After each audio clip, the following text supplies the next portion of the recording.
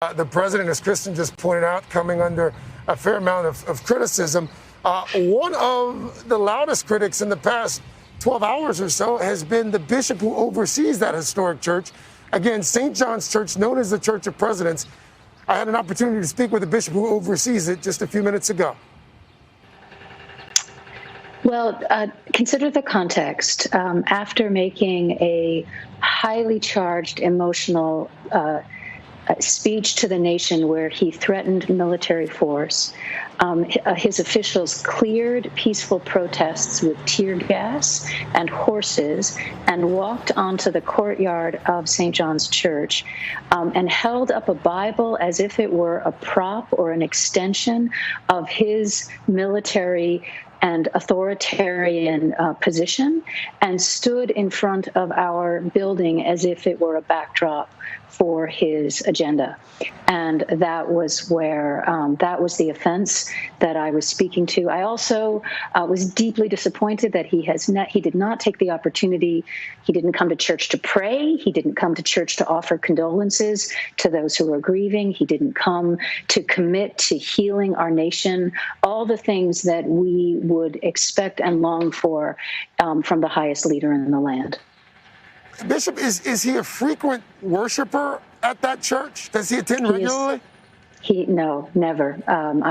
The only time that President Trump has been at St. John's Church as president was on the morning of his inauguration. What do you think he was trying to accomplish in that moment on Monday night?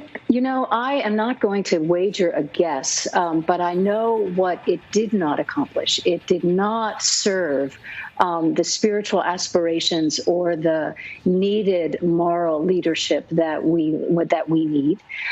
It served as an instrument of his own forceful presence in the nation, and it did not address the grievous wounds that we are dealing with and the agony of our country.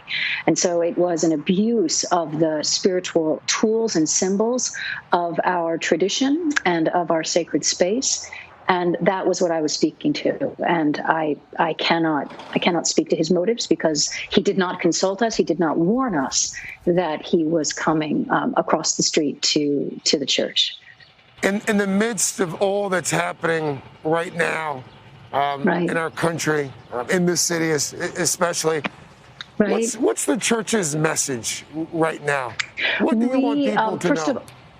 Yes, I mean, we share in the grief and the outrage of life after life of African American and people of color in this country being subjected to violence and death, often at the hands of those who are meant to keep them safe. We long and we stand for those who are using their civic right for peaceful protest to strive for justice, and we seek the same. We long to be part of the renewal and the healing of our country. And we are praying. We are praying for peace. We are praying for justice.